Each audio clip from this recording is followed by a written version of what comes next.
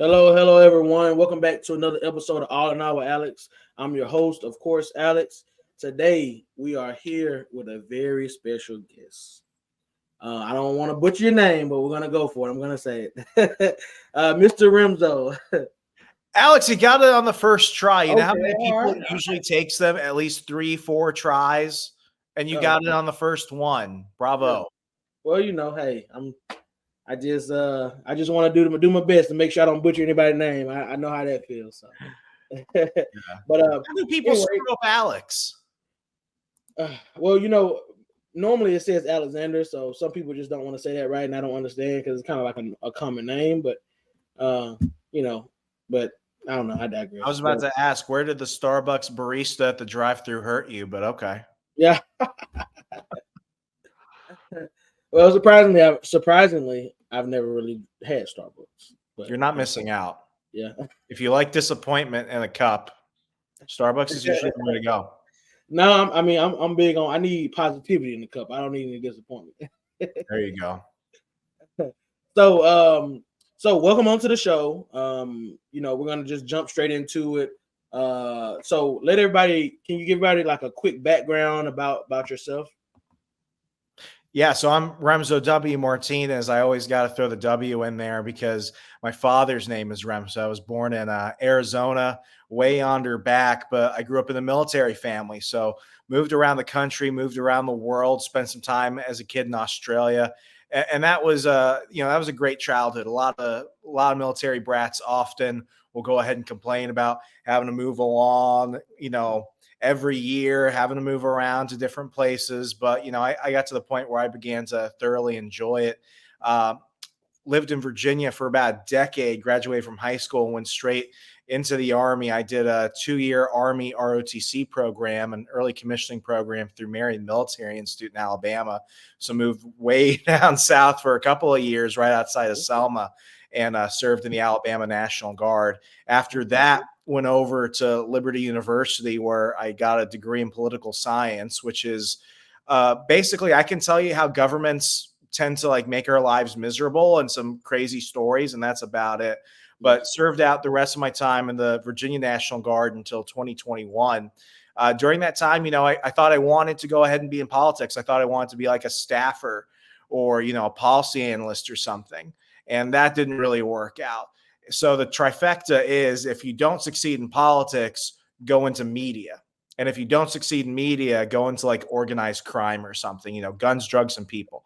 But, I went into the media and I found that was a way better environment for me. Started getting into digital marketing because I was getting these communication skills. I was already managing social media for a lot of small businesses and clients. So it was an easy transition for me. I went into the Washington Times and was in the newsroom, basically expanding all of our social media, getting the paper in front of a whole new generation of people.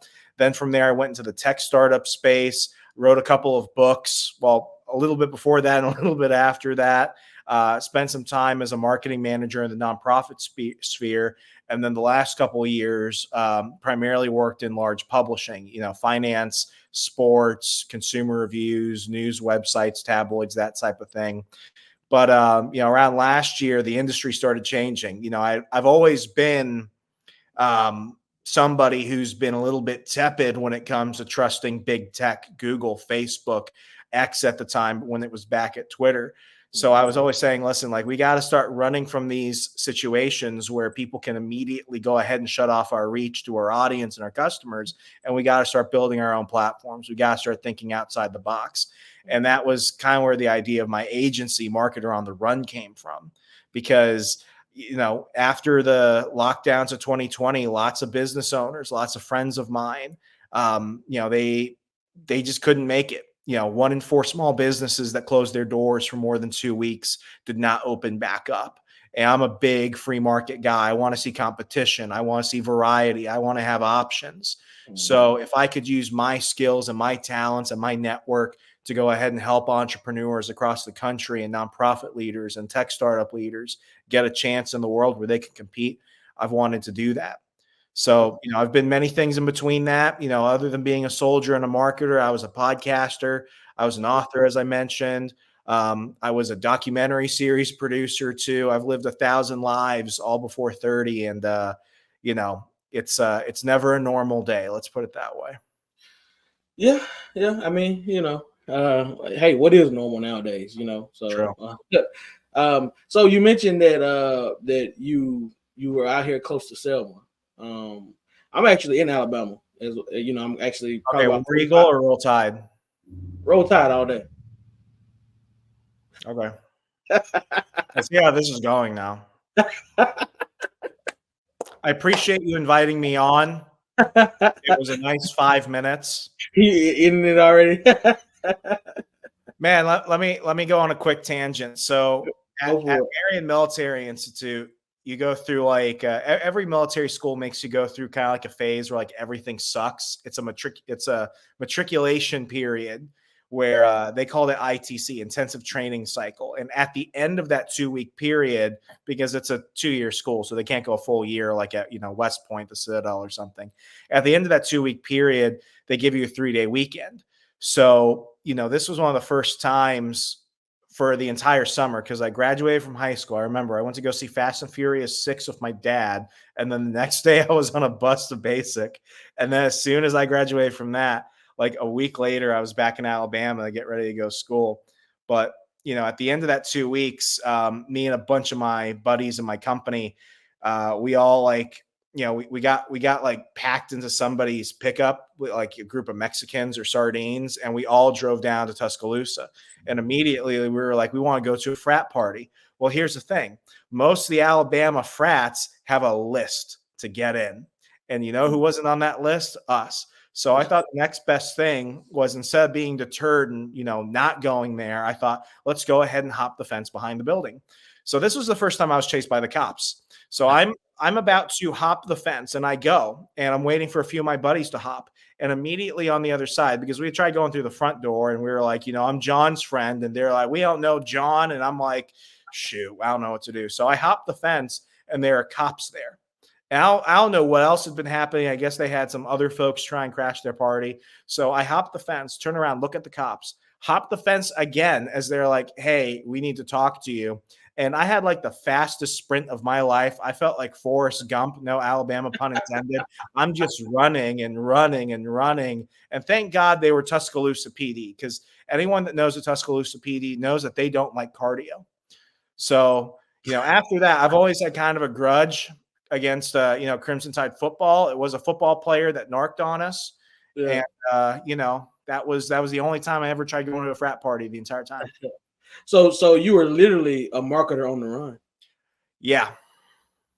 I see what you did there. See, destiny was unfolding. Yeah. But yeah, so I'm actually about 45 minutes east of Selma in a place called Clanton. Yeah, I know. Yeah, that's actually where I live. That's actually where I'm shooting at now. So I just figured, I was like, when you said Selma, I was like, I wonder if you know where Clanton's at. So but yeah, so interesting story. That was interesting. Man, 2 years in Alabama was like a big, that was a big maturing phase for me, because I'd never lived that far down in the South. I was also by myself. I was at a school with a bunch of people that I didn't know. I was also trying to learn how to be a soldier. I was trying to learn how to be a college student. And meanwhile, it was just a learning curve. I mean, it goes for anything. I mean, when you are in a place where you don't know where anything is, where you don't know where anyone lives, you don't know what's popular, what's fun to do, you don't know where not to go sometimes, it forces you to grow up really fast. And it's been about 11 years now since I was in, no, it's been more like 10 years. Yeah, it's been about 10 years since I was in Alabama, and I haven't been back since. But when I look at a lot of the points in my life where I had to accelerate my maturity and my get shit done attitude really fast, a lot of the big moments were definitely when I was in Alabama. So Alabama's always got a special place in my heart. Well, I'm surprised to hear you say that. A lot of people don't say that about them. Well, I got chased by the cops. The first time I saw a shooting was in Selma. The first time I saw a stabbing was in Selma. I've The seen first time I got 21. pulled over was in Selma. I had nothing to do with all those things. I was just like, I went to shoot, what was it? It's the chicken sandwich place. It's not Culver's. It's not Milo's. No, yeah, the burger place, Milo's. Huh? Oh, Milo's. Yeah, I was no, it's my there's no Milo's in Selma. What's the Yeah, chicken I'm saying sandwich place? Popeyes. Zaxby's. I was Oh, at yeah. Yeah, so I was at Zaxby's Okay. and I saw a shooting in the driveway. And then I went to Zaxby's like 4 months later and was like, I can finally forget about that shooting. And I saw a stabbing in the driveway. Wow, that's crazy. So, like, long story short, if you're going to the Zaxby's in Selma, go through the drive-through because your safety level immediately rises. Or stay That's strong, interesting. whichever comes first. That's interesting. But I mean, when you said DoorDash Selma, and everything either, so you had to like physically go there. And the drive from Marion to the Zaxby's in Selma, it's kind of like driving through that movie, like The Hills Have Eyes. Like it's really long and really creepy out in the middle of nowhere.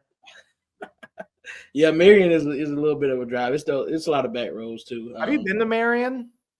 I've been by it. I haven't been directly in it, but I've been. You should just go there and don't get out of your vehicle, because the people of Marion live in like their own little ecosystem, and there were some really lovely people there. I went to Marion United Methodist Church all 2 years I was there, and the congregation there was really lovely.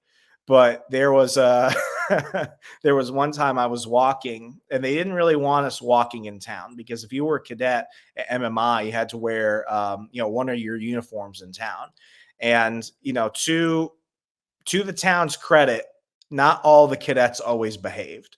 So you had cadets that would go into town and would try and act stupid, be stupid. And because of that, they kind of developed a reputation over the years. So I was walking back from Marion United Methodist over back to the MMI campus. It's about a 2-mile walk, maybe even less than that. So not far. And I just have this local cop. He just rolls up on me like I'm in a movie or something. And he's just like, "You should get in." And I'm like, "Am I good, officer?" He's like, "Yeah, you should get in." So he gives me a ride. It's not even a 2-minute ride. And he drops me off at the gate of the school. And here I am thinking, oh, he was just being really nice to me. And as I'm about to say thank you, he's like, "Don't let me see you walking in town again." And I was like, okay, now I feel totally safe.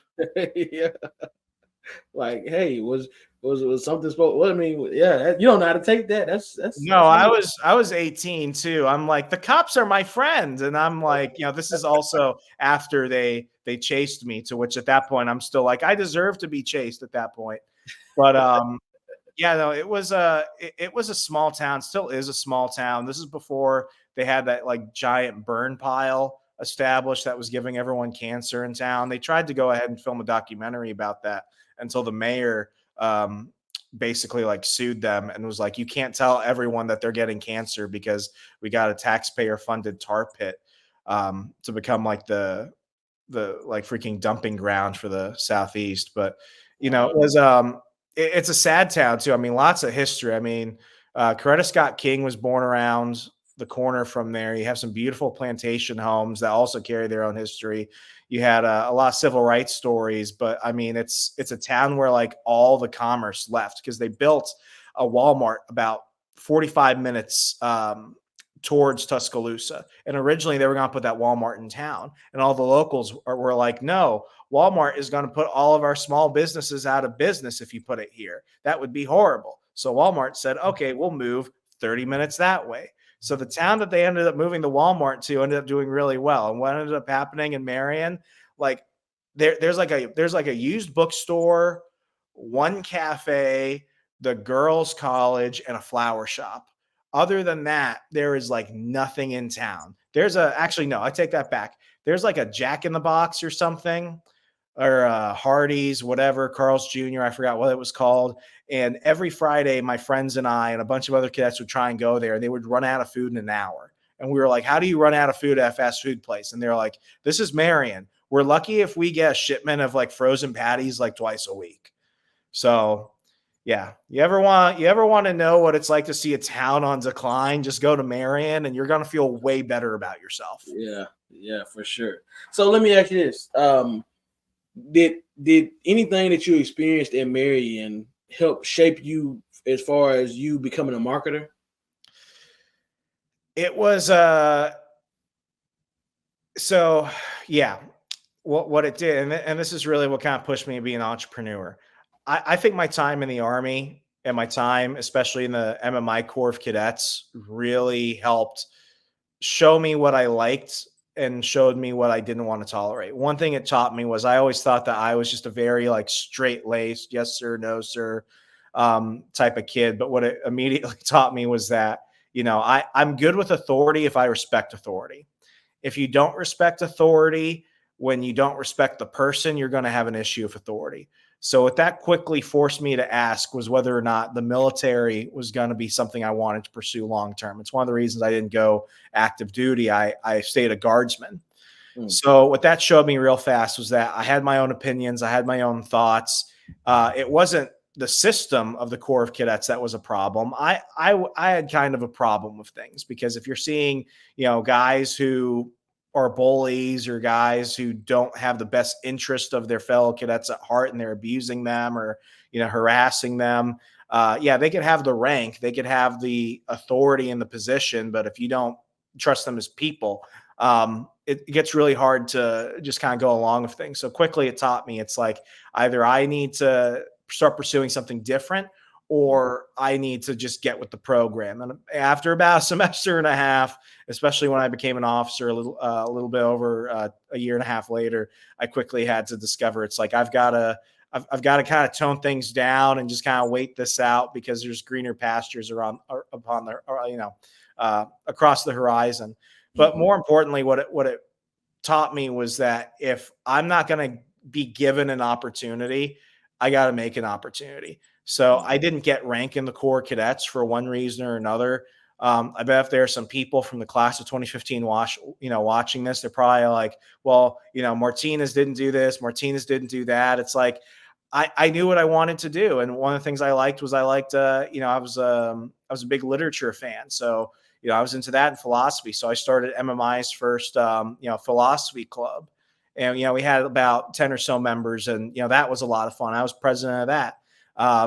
We also in the past, like they used to have like student Democrats and student Republicans. I was a libertarian. Still I'm a libertarian. So I was like, I want to go ahead and have a, MMI libertarian club. So I went ahead and did that. And we used to talk about politics and everyone used to come and we would debate and talk about stuff in the news and have a good time. And, it was one of those things where it was just like, if I see something that I want to do, even in this environment where it's like you could join the drill team or you could join the Swamp Fox, which is like their pseudo special forces thing. I did Ranger Challenge for a couple semesters.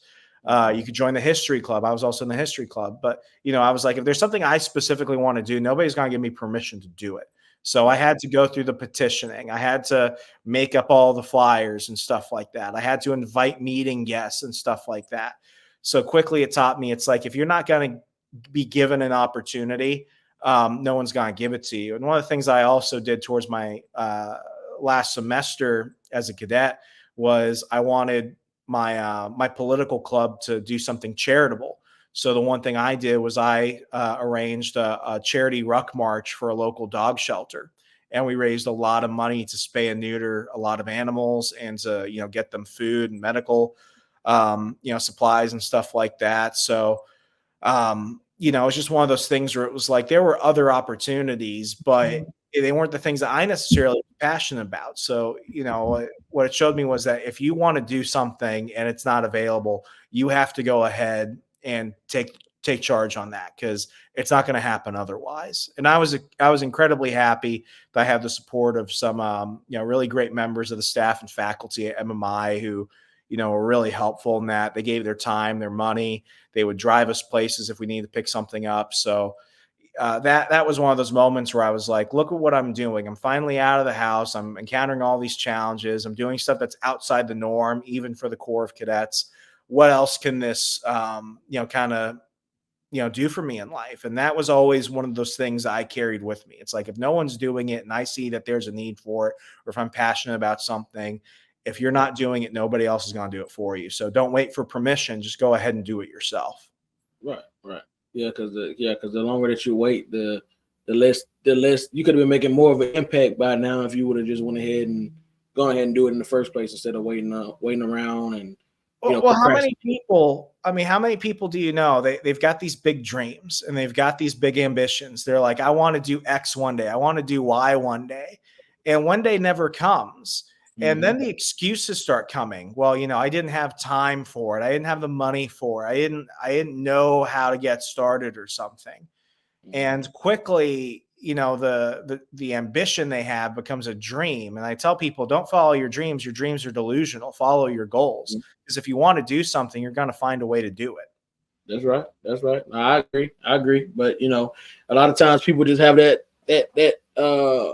scared mentality to jump out on faith and do some of their dreams, which it's the reason it's called a dream. It's something that it hasn't happened yet, but you can see it happening. So now you got to just take the proper steps to make sure you see it all the way through. Yeah, a dream's when you're sleeping. A goal is when you do it when you're awake. And that's ultimately what separates people that do things and people that talk about doing things. When I was in Virginia, I was a nerdy kid. Didn't have a girlfriend, overweight, nerd, and it was one of those situations where I saw a lot of opportunity around me. Where I lived outside of DC, it was one of the richest neighborhoods in America. Lots of politicians' kids, lawyers' kids, defense contractors' kids, and I grew up in an active military family. Like my dad did the best he could to provide for my brother and my mom and I. But we were, we were different. Like, everyone's parents owned their houses. We were renters. Everyone's parents got them a really nice car when they turned 16. And I didn't get a car till I was like 18. It was a used Toyota Camry, which was a great car, by the way. And, I didn't go without anything. Like, I had a great childhood. Like, I had a very blessed childhood. But you start to quickly see that you have to work a little harder for things because your dad doesn't know the owner of this company, or you can't get this internship because you're not related to this person. Right. And quickly you realize that, some people have to take one step to go far and you have to take 1,000 steps. Now, I say that and folks would be like, oh, well, you're trying to be a victim. I'm not trying to be a victim in any way. That's just how life is. Like we're not born in equal opportunity, but we are brought up in a world that doesn't necessarily put barriers in front of us unless we choose to, allow them to restrict what we want to do. So I basically saw it as this is where I'm at. Everyone starts the race at a different point, but is it really you against them or is it you against you? Because a lot of people I went to school with who, grew up in that community, grew up, with families that did very well, were bankers and stuff like that. They just didn't have ambition. So because they put no initiative into anything, no wonder they're 30 years old now and still living at home, working in parks department for minimum wage. Like it's just one of the situations where it's like you had everything kind of offered to you. You could have done anything you wanted, but you didn't have the drive to do that. So then what separates me from them is the fact that I just wanted more. So I went ahead and pursued it. And, the victim mindset is constantly saying, well, she has this or he got this. So therefore, the system is against me. I can't get it. But quickly you start to realize, especially as you get older, like the world is a big place. There's a lot of space in the world for us to grow. And the ultimate measure of your competition isn't always going to be how you just compare yourself to others. You got to be able to say that, when you look back a year or 2 years from now, you're in a better position than you were then, because ultimately, if you're not trying to, grow in that sense, you're stuck somewhere. And, that's where you got to really ask this question. Am I going to be the one to move myself or am I going to wait for somebody to carry me? Because those people don't always come. I've been very lucky in my life where I've gotten a hand in many difficult situations, but as they were reaching out, I had to reach back. And that's the ultimate choice right there. Mm-hmm. No, I agree. That's a lot of people don't understand some of the things that you're saying, even people that's older or that's older than us, a lot of people really don't even understand that. But I hope that after them, watching this episode and you breaking it down the way you did, that they'll kind of understand it and everybody can use some of the things that we talk about to have a better mentality about life. Yeah. I mean, things haven't always been easy. I mean, I've had some great jobs at places, and there was a time in my life where I was just applying for job after job. I wanted to be a journalist for a little bit before I went into marketing, and I was competing against like people that went to journalism school and stuff like that. And then what was funny was the person who ends up getting a certain job had less experience than I did, didn't even have a journalism degree, but they knew somebody there. Yeah. I worked at a tech startup for 4 months during 2020, and 2020 was really the year that made me kick my own ass, because not only was everything just like crumbling around us, everyone's got a lockdown story, but I was constantly just trying to stay abreast of stuff. I was living at home. I was working at the Washington Times. I was running all the platforms there. And one thing they did to avoid cutting employees at the time, when you don't want to lose your job, was they cut newsroom salaries 10%. Oh, And wow. I was making very little money. I was probably making 48K when I was there. So take 10% out. I'm making 44 before taxes. So I'm like, I had a girlfriend who's now my wife, and I'm like, shoot, like I'm not going to be able to get a house anytime soon. It's just, I felt like, as soon as I got 2 steps ahead, I took 5 steps back. So what that forced me to do was I had to ask, it's like, how am I going to make up that money? Or am I just going to do double the work for 10% less? So I started, writing sales copy and advertisements on Fiverr.com, not the glorious place you want to end up when you're a professional marketer. But it was great because what it forced me to do was it challenged me. And Yeah. a lot of clients. I took clients that were making educational toys for children. And my funniest one was this Vietnamese lady who owned a nail salon in Toledo, Ohio. And quickly I found that I was making that 10% back, but I was working like, 60 hours a week.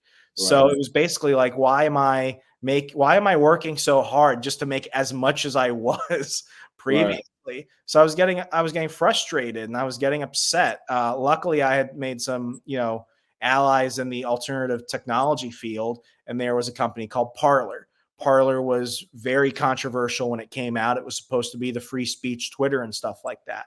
I was there for 4 months and I finally got a lot more money, and I was working for, big celebrities and stuff like that, such as Dan Bongino from Fox News directly. He had an ownership stake in the company. And here I am looking at this. I'm like, okay, like this is kind of political. So like, I'm still kind of in that. I had a marketing job and I'm a director. So I'm a 25-year-old junior executive. And I'm like, damn, I am doing really good. That lasted 4 months because that company was not taking itself seriously, and it was not doing the things that you needed to not only run effectively, but it got entangled with all this like legal stuff and all this political stuff. So I got laid off on my birthday. Oh, Well, wow.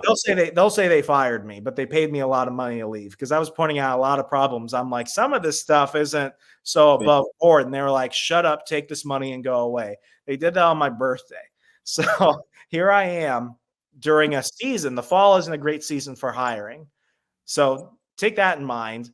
Add the pandemic, add Mhm. all the craziness of 2020. And then a month later, the company gets shut down by Amazon. It gets shut down by all its vendors. It was one of the situations where I wasn't even working there. And quickly, people are calling me. They're like, "Do you know how we can get our account back? Do you know how we can get our money back? Could you do all these things?" I'm like, "I haven't been working there for a month." So people don't really get the clue, get the memo. So quickly, all the turmoil. I mean, it was like political Enron, my man. It was Mm. toxic and radioactive. I was basically, there was a big establishment media outlet that offered me, I think it was $30,000 to go ahead and be an inside source within this place, and I was like, you can't pay me and be a snitch. So after Parler kind of fell apart in January of 2021, I had reporters stalking me. I had people threatening me. So here's where I really went on the run. I start traveling the country, staying away from people. So I'm also traveling when they're telling you not to travel. So I'm hiding out in Indiana for a little bit. I'm hiding out in Maryland, and then I go and for a few weeks, I was working at a warehouse in Dulles, Virginia. So you go from like having to make money back because they cut your salary in the newsroom to making more and being a director for a big tech startup that's really popular. It was top 10 free apps on the App Store. And then you just fumble again and you're working for like $15 at a warehouse. I ditched that for a little bit and I went to go stay for a little bit with an old Army buddy of mine who lived in a cabin down by the Fox River in North Carolina. And I was just kind of like, man, like, what am I doing with my life? I am on the run from all these people who will not leave me alone. And I don't know what I'm doing with my life. And I was, dude, like, there is depressed. And then there is just a level of like, I don't understand why I'm here. Like, well, how can I go so far in such a short amount of time? And now it's like, I don't know what I'm doing with my life. Like, am I just a drain? Yeah. So quickly, I was like, there's an old saying from when, the expansion period in American history. It's the saying is like, go west, young man. And quickly, I'm like, I got to leave the East Coast. Like, I got to get a fresh start somewhere. So luckily, I had some friends that really vouched for me and helped me with a hookup for a nonprofit in Milwaukee, Wisconsin. Dude, I couldn't even point to Wisconsin on a map. Yeah, you went far. You went as far west as you can go. Man, I'm Puerto Rican. We don't handle the cold, and I went to where the cold goes to vacation from the other cold. Like it was so. I moved in to my apartment sight unseen. It was my fiance, my girlfriend who became my fiance, who's now my wife. Then my fiance and my mom found me an apartment outside Milwaukee. Didn't even see it. Put down payment because I had 2 weeks to move there. So I moved there May 31st, 2021. And dude, we got a winter vortex. So I had driven 2 days in the end of the spring to a place I'd never been, to an apartment I had never seen, in a neighborhood I couldn't even point to on a map.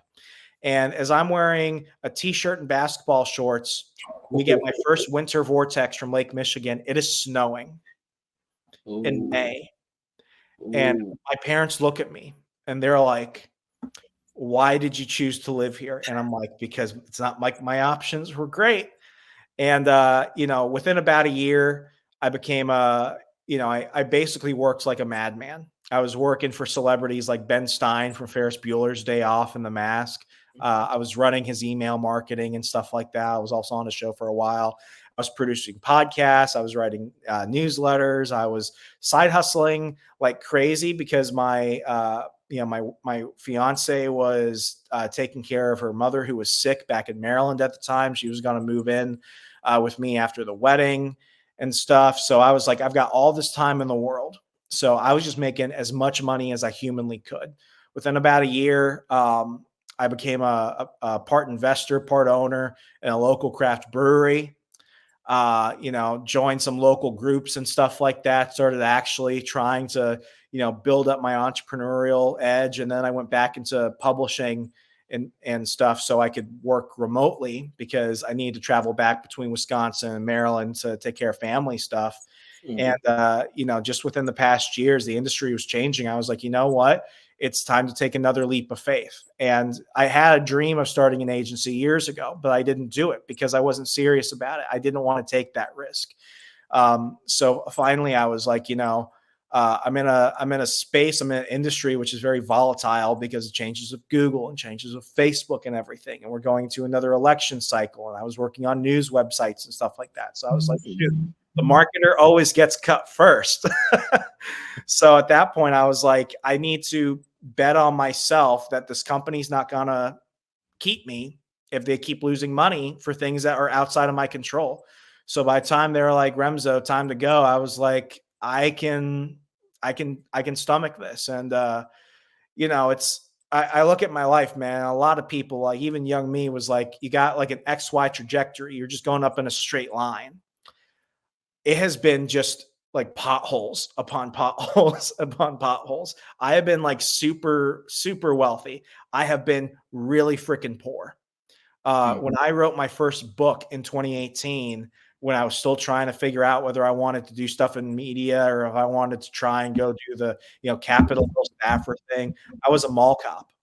And I remember on St. Patrick's Day, 2018, I was in my car parked in front of the stage, and they told me I could do that because it was going to get to about 30 degrees or something.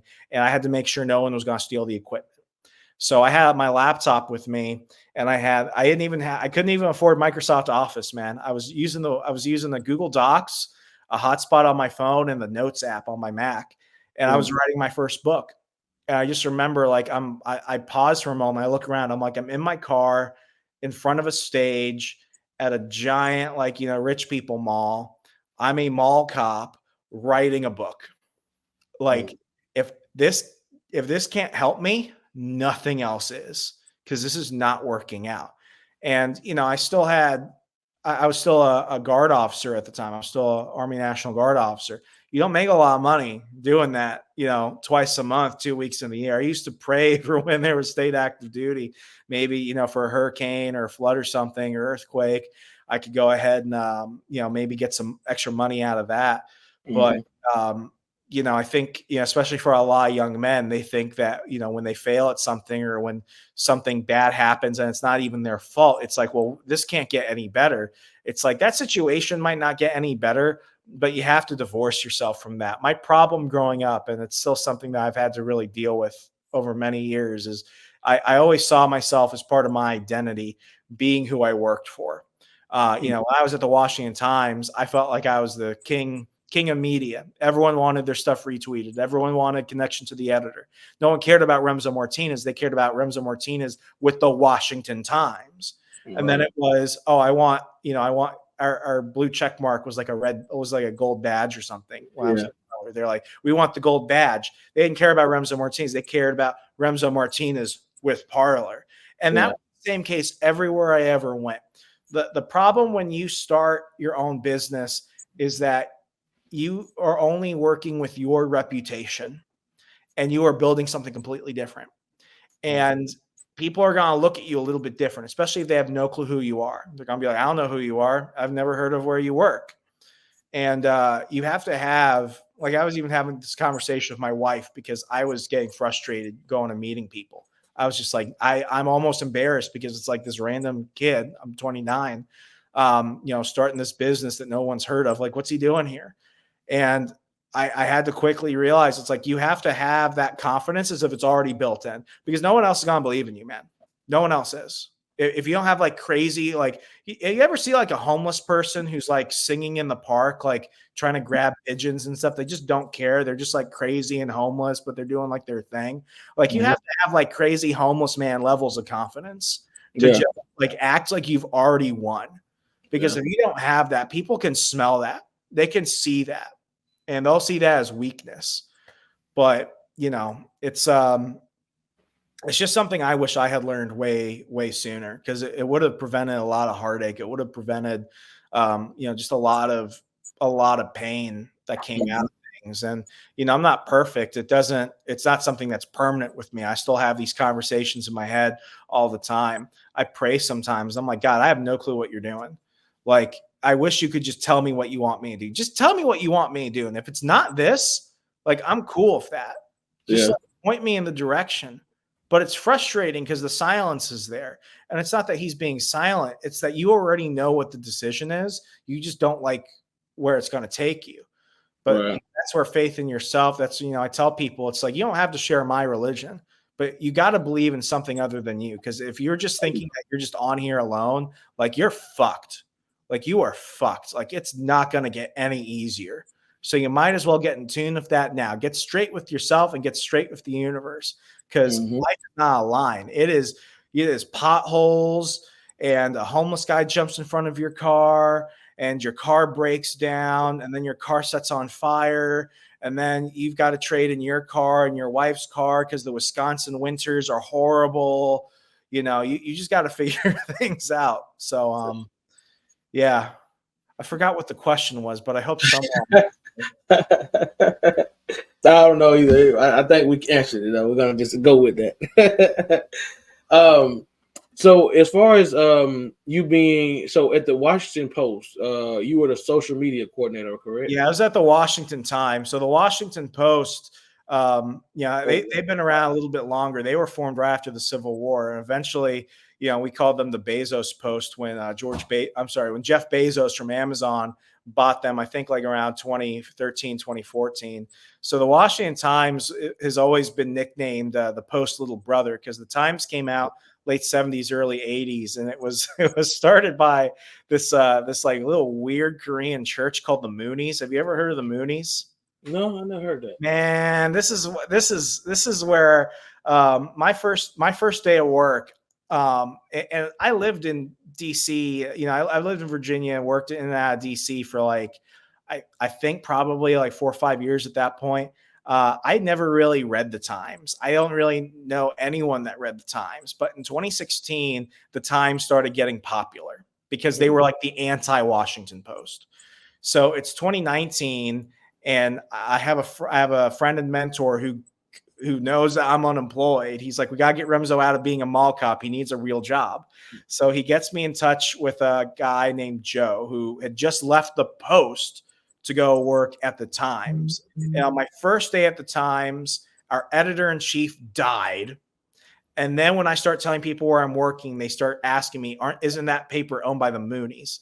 And the Moonies is a Korean cult that does like mass marriages. Like you marry a stranger in like a football field of other strangers. And they believe in other stuff. But, the check's always cleared. So, yeah, it was the Washington Times. Hey, that's all that matters. The check clear. That don't mean you believe in anything. They believe like, do your thing, man. Do your thing. Hey, it was rough out here, man. It was about to be COVID. You just didn't even Yeah. Okay. So, how do you feel like that being a social media coordinator there like helped shape you for starting your own business for Marketer on the Run?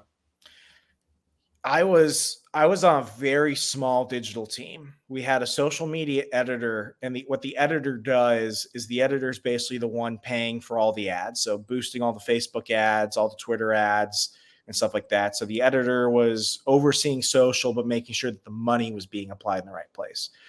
And then they had some other dude that was hired with me. He was basically just paid there to like breathe air and look pretty. And I was basically in charge of keeping the accounts running, but we also had our opinion section. So we had a bunch of separate accounts for Watch Times Opinion and Watch Times Op-Ed and stuff like that. And I was also given Instagram, and they were like, Instagram's a dead platform. We're not going to spend any time on it. And I'm like, I think Instagram's pretty important. Grew that from 2,000 followers to 26,000 followers with no money in less than a year. I never got a thank you for that, but I did. What it did was it really taught me a lot of things I didn't know. The one thing that I will always credit the Times for is that they gave me a lot of opportunity to mess with things. And they gave me a lot of leeway. And even when I could be a bit of a smartass sometimes, and I was pushing for more, it wasn't until after I left that I realized that they really never said no to me. So what that did was that gave me a lot of opportunity to test a lot of ideas and to learn stuff with a giant platform. Now, I made mistakes for sure. I made mistakes, but it's always easier to make a mistake in an environment where, not everything's going to go to shit if you mess up versus if you go straight into business and then you mess up, but no one's there to tell you what you did wrong and no one's there to kind of bail you out when otherwise you would be kind of shit out of luck. I know a lot of people, and I didn't necessarily know I wanted to be a marketer at the time. Like even when I was a social media coordinator, I had told people, it's like, I'm only doing this until a job as a reporter opens up and I wanted to be a reporter or a journalist or something, an opinion journalist. They let me write some op-eds too, which I'm pretty sure I'm the only marketer / social media person in media in America who was also an opinion writer for the same paper. I'm pretty sure I'm the only one. But, you know, I know a lot of folks that had gone the traditional communications or marketing route out of college. They start an agency or a small business where they're just doing like, you know, social media management. And they think that because they have the education, because they did an internship, that they're ready to be a business owner.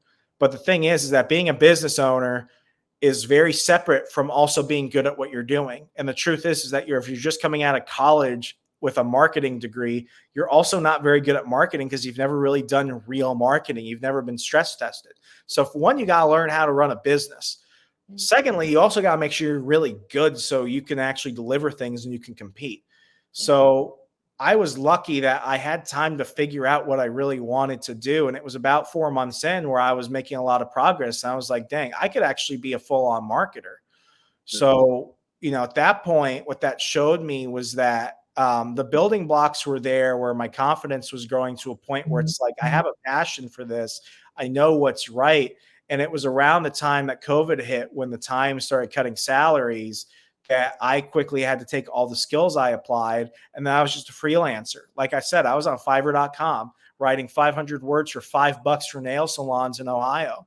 And, you know, quickly I had that entrepreneurial side. So while a lot of people in the newsroom were struggling because they only had one source of income, and, you know, everyone was, you know, everyone else, they used to say, it's like, you know, all the rich people in my neighborhood who were saying we need to lock down the economy, or having all the poor people go run around and get their groceries.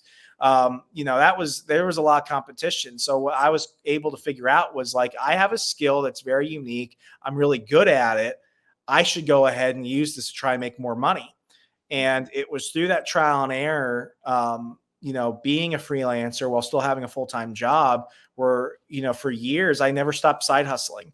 I'm a big advocate for having multiple streams of active and passive income. You can't rely on just one. I tell people, it's like, you are the business. You're not an employee. You're in the business of Alex. And if Alex has one customer who's paying all his bills, and that one customer just decides to say, I'm done with you, you're shit out of luck. But if you have multiple streams of active and passive income, you could lose one and you're like, I'm still good. Like, I'm going to be fine. I can replace you, or maybe I don't want to. But, you know, quickly the Times was an environment where I could learn a lot. I had a lot of opportunities to discover new things. And it was because of the pandemic and everything that it forced me to ask myself, it's like, do I want to just accept that they're going to take away 10% of my pay? Or do I want to try and get that back somehow using what I've learned and what I've developed and what I've become really good at? So that's where a lot more of my entrepreneurial tendencies really started. It was during that year. Okay. So as being a marketer, do you help any business as far as the marketing? So I've worked with everybody. I say that I specialize in small businesses, nonprofits, and tech startups. All three of those really have the same challenges, which is where I think I can really excel. You don't have a lot of people. So usually you can't hire a full marketer. You're having like your secretary or an intern run the Facebook page. So you don't have the people, you don't have the money, and you don't know where to start. So, or what I do is I will come in and I do coaching where I will actually like teach your staff and teach your team how to run a basic marketing plan, and you know, automate the rest of it so you could focus on what you're good at doing, which usually isn't marketing. And then I offer other services where you know, organizations will basically hire me to act as their marketing manager, but they don't have to worry about me as much because I'm not an employee. So they don't have to, you know, worry about a lot of money to retain me because I can take on other clients as well. And then the third thing is that, you know, I can come in, and for a lot of businesses where it's like, you know, we have a social media coordinator, but just because somebody's a marketer doesn't mean they're good at everything. So you had enough money to hire one person who's just really good at social media, but they don't know how to do email marketing. So do you want another full-time person that just does that one thing? Or would you rather pay me for a few hours a month and I could do it for you? And, you know, it's a fraction of the cost. So it's helping guide people by teaching them. It's being a good resource for them if they don't want to bring on somebody that could, you know, become a financial strain on the business. They want an expert who they can pay a very fair amount of money to run things so they don't have to worry about it. And then the other thing is that I can really help jump in when needed. If somebody's on maternity leave, if somebody gets sick, or you have a big campaign and your team is so busy working on the day-to-day stuff, they can't work on this special campaign. So you need somebody who can just run the campaign for you. That's what, Marketer on the Run serves as.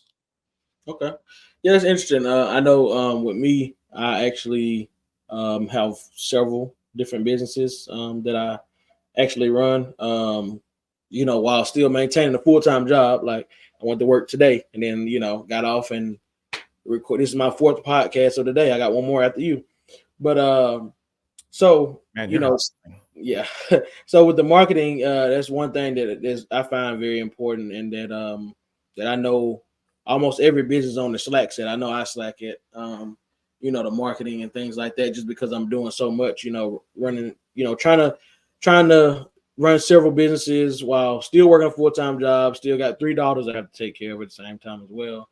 Plus an old lady. So of course, you know how that is. Preach. Yeah, but people, I don't think a lot of people really understands the importance of marketing. So can you kind of, tell them a few details of how important marketing is and why every business should focus on it? People don't buy something that they've never heard of. People don't go for what's just available. They go for what they know is quality. And everyone wants to be attached to something that they know they can trust because they've been thoroughly educated so they can make a decision. With a lot of small businesses, they think that marketing is a luxury. That's when you're buying your billboards. That's when you're spending money on jingles. But the truth is that before somebody makes a sale, they have to make a decision as to whether or not they trust that they're going to give their money to you and they're going to get something good in return. Marketing tells the story of the value of your product. And marketing instills that you're not just getting a one-time purchase, but you're developing a relationship with an ongoing customer base. So marketing is not a loss lead. Marketing is not just a money suck or a waste of time. It makes you look good a little bit now, but it doesn't reward you later. Marketing is an ongoing, never-ending process in which you're keeping your current base with you and, developing that trust and loyalty. They have to know, like, and trust you. Those are the 3 biggest things. But you're also reaching out to new people who want your product or your service. They want to give you their money, but they don't even know you exist. So it's an investment. And, for folks that don't market, what they also don't do? They don't succeed. Because I've met many smart people with many great resources. I knew a guy that ran a tequila company, and I'm not much of a tequila drinker, but his tequila was pretty freaking good. And it had a cool website and it had a cool story about him and his wife went to Mexico and they met a guy who made tequila and they wanted to bring it back. So they started doing tequila. It was a cool story. They never spent any money on ads. They built it and they told their friends about it. And they just kind of anticipated like everyone to come to them. But ultimately, it's like if you don't go out and brag about yourself, like no one else is going to do it. It's like I was saying earlier. It's like you gotta be your biggest fan. You gotta be your biggest cheerleader. If you're not marketing, people aren't buying, and that's something that a lot of folks have to figure out fast. Because usually, by the time you're like, "Oh no, we need to finally start marketing," it's because you're not making any sales and you're not paying the bills. So it's not something you can ignore. It's something that you have to get accustomed to and you have to get with, because by the time you're stressing about having to do the marketing, you're already identifying that there were a lot of lost opportunities. Yep. I mean, yeah, I agree with that. Well, Remso, it's been a great conversation with you today. I feel like we got a lot accomplished. I feel like this episode really could have lasted for like 3 or 4 hours. You know what I mean? Oh man, I had a Red Bull and everything else. So while you're already thinking, it's like I gotta get ready for the next smo. It's like I could have gone like another hour. But I appreciate you, man. Yeah, it's no problem. I respect the hustle too. For you to do this, for you to still work a full-time job and run your businesses, man, you're setting yourself up. You're going to be the person that brings about the biggest change in your family. And it all starts with you. Yeah, hey, that's my goal. if we want to have generational wealth, it has to start with somebody. So, you know, you gotta start off laying that foundation, because nothing is created without a foundation. Like a house, it has to have a foundation. Everything has to have a foundation before you can truly shape it into what you want it to be. You know what I mean? So, I'm just trying to set that foundation and then teach my kids and their kids what they need to know, and then hopefully they can form that the rest of the way, and it keeps going, you know, on to the next life and next life and next life. So I appreciate you, man. And War Eagle. I thought we was gonna get out of here without you saying it. Oh man. But nah, hey, I definitely appreciate you taking the time. I know you're pretty busy. We're gonna be in touch pretty soon. I may talk with you on some marketing things anyway. But I definitely appreciate your time, and look forward to seeing you again. Appreciate you, sir. Take care. No problem. Everybody, you just watched another episode of All in All with Alex. Peace.